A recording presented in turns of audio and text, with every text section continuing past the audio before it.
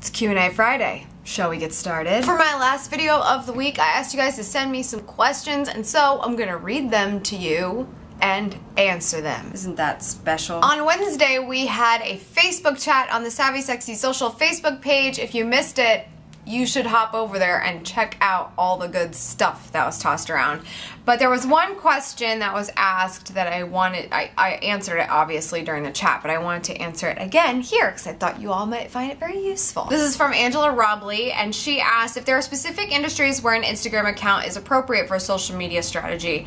Obviously, restaurants and retail stores can really use Instagram to its fullest, but are there other industries that can see positive results from the network? Yes, of course, other than retail and restaurants, you can use Instagram. There's this misconception that Instagram is only good for the businesses that have photo-friendly product, and the reality is it works well for a lot of industries as long as you can take advantage of photos that show an inside look at your business. It doesn't have to be the obvious, like what products you have for sale. You can give people an inside look to your office, introduce your employees and the great stuff that they're doing. Maybe you're just a small business and there's a really important moment for you that you want to share with them. When you give that emotional connection through a photo, then you're building the personality that your brand can have on Instagram. There's no real way to sell on Instagram. You will not be accepted if you try to. So just build the emotional and personality aspect over there. Next, we have a Twitter question from Joe Geisler. He wanted to learn more about my editing style with the jump cuts that I do and asked, when taping, do you tape straight through or leave extra pauses to make for ease of editing? There are a lot of reasons why I don't tape straight through, mostly because of the pressure of getting it right the first time is really annoying and I'm not into that. Also because I have buses and people with exhaust pipes that are broken driving by my window all the time. You can probably hear one out there right now. Go away bus,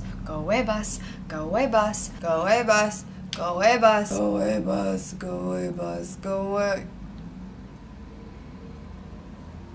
And I also like a little bit of comedic timing because these videos wouldn't be that fun if I was just rambling on and not making fun of people. So I do pause a lot while I'm recording because I want to make sure that I touch on everything that I want to say, not forget everything because I'm trying to get it all done in one take, and allow for some really fun editing. YouTube question from Frank James Bailey. He had a lot of things to say. Where was his question?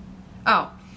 What if you just made a video on the fly and ad-lib most of it? I'm sorry to disappoint you, but what do you think this is? I can't necessarily do things on the fly because my content needs to be planned out for the website, but usually if an idea comes to me, I just pull the video camera out and start talking. They are ad-libbed for the most part. I might make a couple points of things I need to make sure that I say. A lot of times I'll forget details of whatever I'm explaining, or make sure you follow me on Twitter. I forget to say stuff like that. So you want to make sure you outline things that are important for the video, but for the most part I like to ad-lib because I want you guys to realize that I'm talking to you and I'm not trying to memorize a script and make it all impersonal. That's completely not the point. So you're getting what you asked for, Frank. Last question from YouTube from my buddy C. Sandreas. He wanted to know how I got started in social media. Well, I don't really have a lot of time for that. But if I had to tell you the short story, a friend told me I was good at social media, and therefore I learned about it,